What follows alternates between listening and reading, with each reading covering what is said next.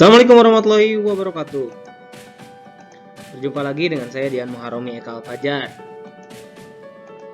Saya adalah guru di SMPN Satap 3 Sobang. Pembelajaran kali ini kita akan membahas tentang kelangkaan dan kebutuhan manusia. Ini merupakan materi kelas 7 semester 2. Nah, tujuan pembelajarannya yaitu peserta didik dapat menganalisis kelangkaan sebagai permasalahan ekonomi, mengklasifikasikan jenis-jenis kebutuhan manusia, menjelaskan faktor yang mempengaruhi keragaman kebutuhan, mengklasifikasikan jenis-jenis alat pemuas kebutuhan, dan menganalisis tindakan, motif, dan prinsip ekonomi. Nah, 5 tujuan pembelajaran ini yang akan kita dapatkan dalam pembelajaran kali ini. Nah, sebelumnya, apakah yang menyebabkan barang atau jasa itu langka? Mungkin kalau misalkan kemarin-kemarin kita mendengar di berita bahwa kacang kedelai yang langka, terus ada juga cabai yang harganya melambung. Nah, itu adalah salah satu barang yang sulit untuk didapatkan pada saat itu. Nah, apa sih yang menyebabkan barang atau jasa ini langka? Yang pertama, bisa disebabkan karena banyak orang yang mencari barang atau jasa tersebut. Jadi orang-orang itu mencari barang tersebut sehingga bisa langka. Misalnya kemarin itu tentang cabai yang harganya melambung tinggi, ini karena banyak orang yang mencari cabai gitu, karena cabainya sedikit. Selain banyak orang yang mencari barang atau jasa tersebut, ternyata barang dan jasanya jumlahnya terbatas. Nah, kemarin kan berhenti yang namanya pabrik tahu dan tempe se-Indonesia ya, mengadakan demo untuk kenaikan harga. Ini kenapa? Karena kacang kedelainya yang jumlahnya terbatas gitu. Selain itu kan harganya juga mahal. Nah, yang ketiga, kita tidak bisa memungkiri hal ini, yaitu jumlah penduduk semakin meningkat, di mana Indonesia sekarang masih di urutan keempat sebagai penduduk terbanyak di dunia. Nah, jumlah penduduk ini semakin hari justru akan terus semakin meningkat. Makanya wajar barang atau jasa jumlahnya akan terbatas. Nah, itulah yang menyebabkan kelangkaan barang dan jasa yang ada di dunia. Nah, apakah kalian membutuhkan barang atau jasa? Sebagai manusia tentunya kalian akan membutuhkan barang atau jasa ini. Kenapa? Karena untuk keberlangsungan hidup kita itu pasti membutuhkan yang namanya barang dan jasa. Nah, untuk membantu kehidupan kita. Contohnya misalnya ada beras gitu kan, ada kendaraan dan ada perumahan. Nah, ini adalah contoh dari kebutuhan barang yang kalian butuhkan. Ataupun mungkin pada saat kalian sakit, pasti yang dituju itu adalah dokter. Nah, berarti kita membutuhkan jasa dari seorang dokter. Nah, itu adalah kebutuhan yang harus dipenuhi oleh kita. Nah, apa sih kebutuhan? Kebutuhan adalah suatu keinginan terhadap barang atau jasa yang menuntut untuk dipenuhi. Itu disebut dengan kebutuhan. Sebagai manusia tentunya kita pasti mempunyai kebutuhan masing-masing yang dikategorikan sebagai makhluk yang membutuhkan orang lain. Nah, begitupun dengan kebutuhan. Kita tidak bisa hidup tanpa adanya barang dan jasa untuk membantu keberlangsungan hidup kita. Nah, kebutuhan ini dibedakan menjadi 4, yaitu menurut intensitas atau tingkatannya, ada juga menurut sifatnya, menurut waktunya, dan menurut subjeknya. Kebutuhan menurut intensitasnya atau tingkatannya itu dibedakan menjadi 3. Nah, yang pertama kita bahas dulu yaitu kebutuhan primer atau kebutuhan pokok. Kebutuhan primer atau kebutuhan pokok ini merupakan hal yang utama harus dipenuhi dalam keberlangsungan hidup kita. Nah, berarti harus memenuhi kebutuhan primer dulu, yaitu kebutuhan yang utama. Apa saja diantaranya? Itu ada beras misalnya, untuk makanan kita ada pakaian, dan juga ada perumahan. Nah, 3 hal ini contohnya yang harus segera kita penuhi. Misalnya, kenapa beras? Yaitu makanan pokok orang Indonesia. Kenapa harus pakai baju? Kita sebagai manusia normal terus pakai baju ya. Dan perumahan. Kenapa perumahan? Yaitu tempat untuk kita tinggal. Yang keduanya adalah kebutuhan sekunder atau disebut dengan kebutuhan yang kedua ya. Kebutuhan yang kedua ini merupakan kebutuhan yang bisa dipenuhi setelah kebutuhan primer itu terpenuhi. Contohnya apa saja? Misalnya ada radio, ada perabotan rumah tangga, ada jam. Nah, ini adalah benda-benda yang bisa dipenuhi setelah kebutuhan primernya itu telah terpenuhi. Makanya disebutkan kebutuhan sekunder. Yang ketiganya adalah kebutuhan tersier. Apakah kebutuhan tersier? Kebutuhan tersier ini adalah kebutuhan yang dapat dipenuhi setelah kebutuhan primer dan sekundernya telah dipenuhi. Nah, atau juga disebut dengan kebutuhan mewah. Contohnya apa saja? Itu ada sepeda motor, ada mobil, dan ada perhiasan. Nah, itu disebut dengan kebutuhan tersier. Selanjutnya, kebutuhan ini menurut sifatnya itu dibedakan menjadi dua, yaitu kebutuhan jasmani. Nah, kebutuhan jasmani ini adalah kebutuhan untuk tubuh kita. Berarti yang pertama, kita harus menjaga kesehatan. Nah, itu dibutuhkan oleh tubuh kita biar kita selalu sehat, apalagi di masa corona ini ya. Kita harus tetap fit, harus terus menjaga kesehatan.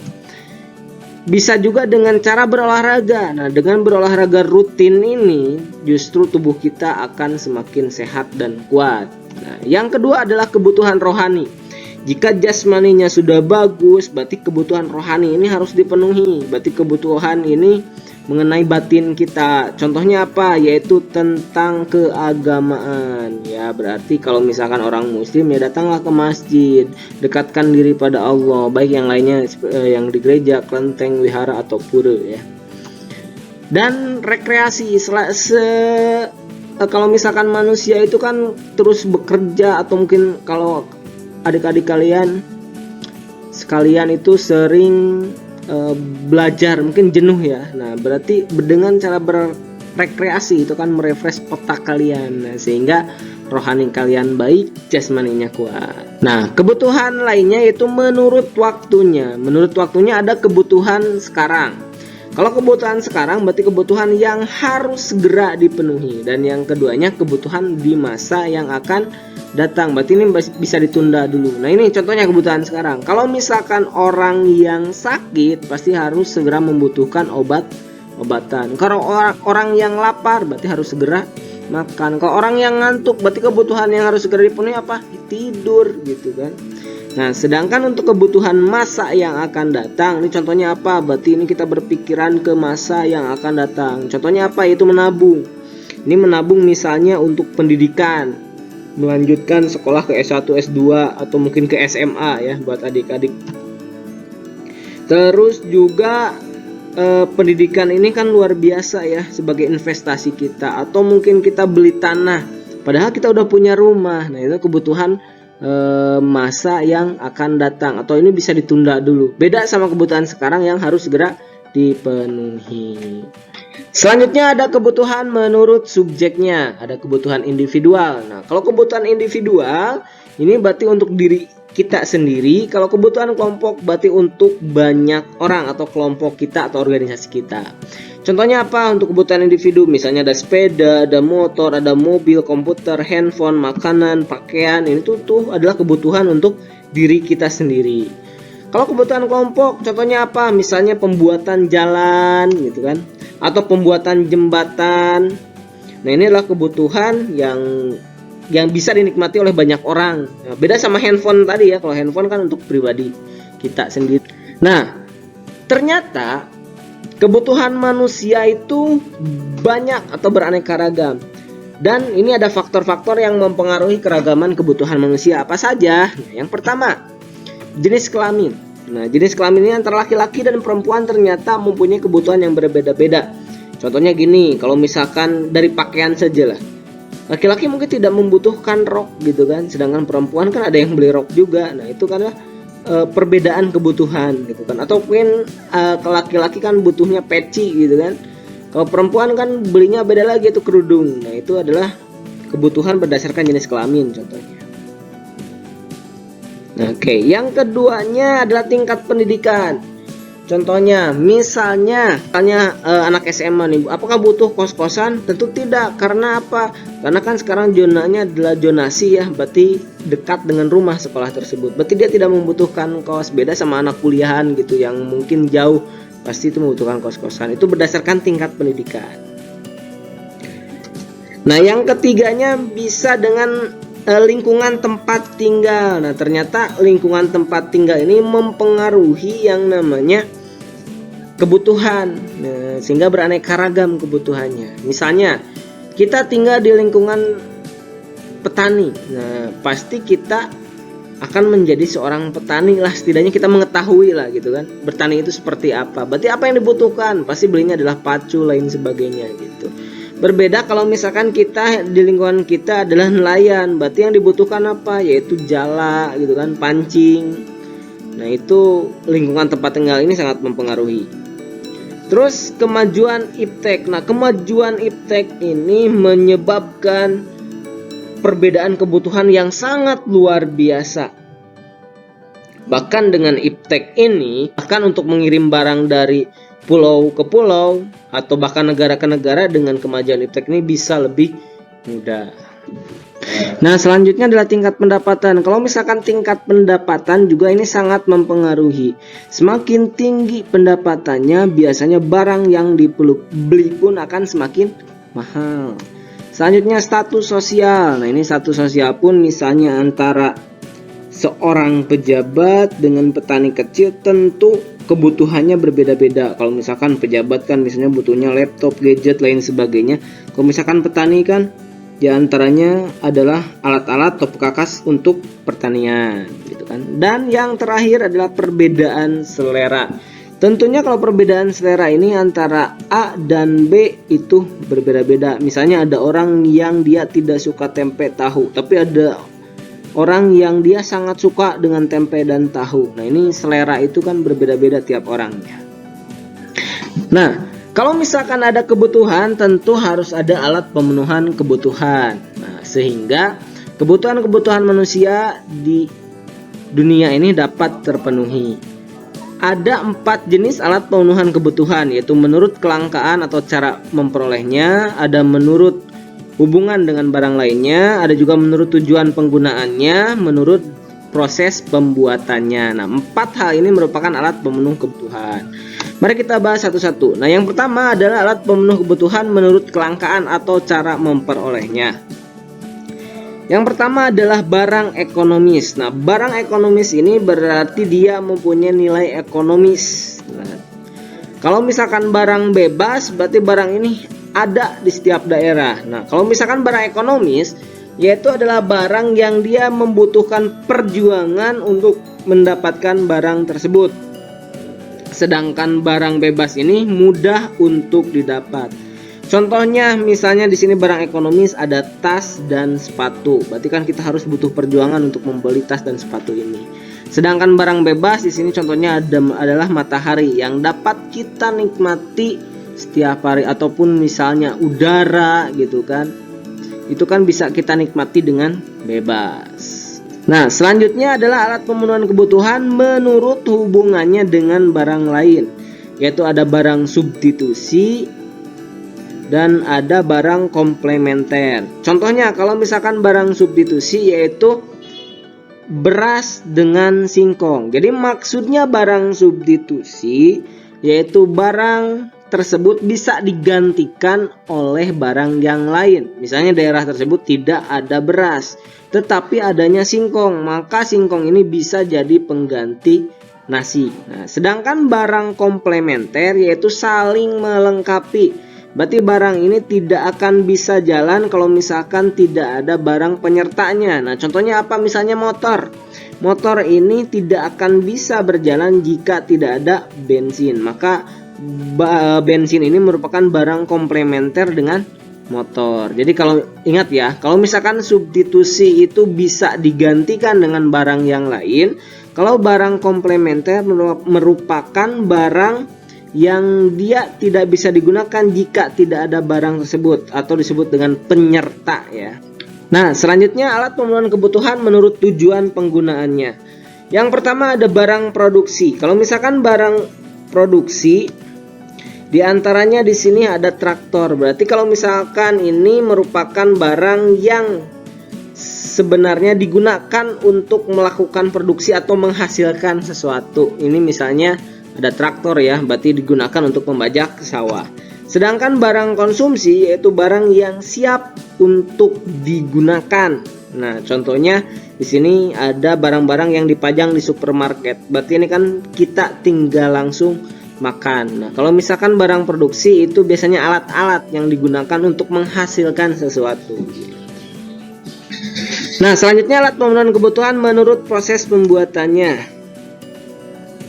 Nah, yang pertama ada barang mentah. Nah, contohnya di sini gambar bagaimana dari kapas dia menjadi sebuah baju gitu. Nah, barang mentahnya apa?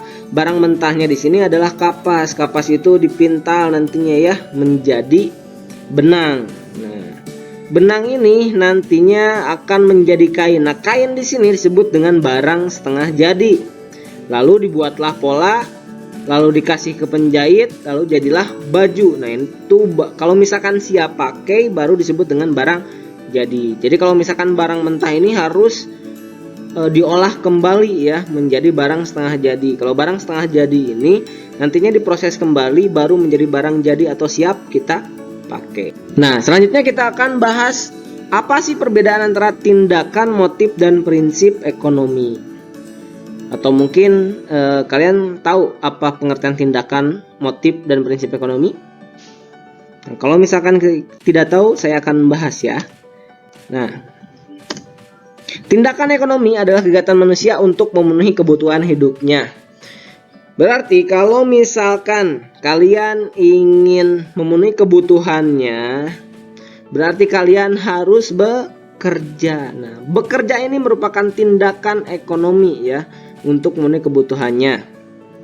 Contohnya menjadi supir, menjadi dokter, menjadi guru, menjadi polisi, atau menjadi pilot dan lain sebagainya. Itu disebut dengan tindakan ekonomi yang nantinya akan menghasilkan sesuatu untuk memenuhi kebutuhan hidupnya. Terus motif, apa sih motif? Nah, motif ekonomi adalah kekuatan yang ada dalam diri manusia untuk melakukan tindakan ekonomi. Berarti ini dorongan dari diri seorang manusia untuk melakukan kegiatan untuk memenuhi kebutuhannya. Apa saja sih motif itu? Nah, motif ini contohnya motif untuk memenuhi kebutuhan. Berarti dia bekerja untuk memenuhi kebutuhannya, misalnya untuk beli makanan lain sebagainya. Terus ada motif untuk berbuat sosial. Nah, karena kita sebagai makhluk sosial, berarti kita biasanya tergerak untuk menolong seseorang. Nah, itu disebut dengan motif juga. Terus motif untuk mendapatkan penghargaan supaya kita ranking 1. Apakah yang mendorong kita ini supaya ranking 1? Misalnya dapat sertifikat atau mungkin mendapatkan uang jajan dari orang tua gitu kan. Nah, yang keempatnya adalah motif untuk memperoleh kekuasaan. Nah, biasanya seorang ini akan bersemangat jika dia akan menguasai sesuatu misalnya. Atau seorang pejabat dia akan naik tingkat lain sebagainya. Nah, itu adalah motif, keinginan gitu, kekuatan yang ada dalam diri manusia tersebut. Nah, sedangkan prinsip ekonomi adalah usaha untuk mendapatkan hasil dengan pengorbanan sekecil mungkin. Jadi ini mungkin kalian semua sudah tahu ya apa itu prinsip ekonomi. Jadi kalau misalkan prinsip ekonomi dalam berdagang misalnya dengan modal sekecil mungkin, bagaimana caranya untuk mendapatkan keuntungan yang besar. Nah, berarti itulah yang disebut dengan prinsip ekonomi. Beda sama tadi ya, tindakan, motif, dan prinsip. Kalau tindakan yang dilakukan, kalau motif itu dorongan, kalau prinsip itu bagaimana caranya supaya pada saat melakukan tindakan ekonomi tersebut kalian mendapatkan keuntungan. Jadi jangan rugi ya. Nah, supaya kalian bisa semakin jago dalam pembelajaran IPS, di sini ada kuis untuk kelangkaan dan kebutuhan manusia, dapat diakses di alamat yang kalian bisa baca ya, yaitu http://bit.ly/kelangkaan kebutuhan manusia 7. Kalian bisa nanti cek nilainya berapa, apakah dapat 100, 90, 80, 70. Nah, berarti kalau misalkan kalian bisa memperhatikan dengan baik, pasti akan mendapat nilai yang terbaik. Mohon maaf bila ada kata-kata yang tidak berkenan atau mungkin ada penyampaian yang tidak enak di hati kalian semua. Sekian, selamat berjumpa lagi di materi IPS selanjutnya. Nah, sekian dari saya. Wassalamualaikum warahmatullahi wabarakatuh.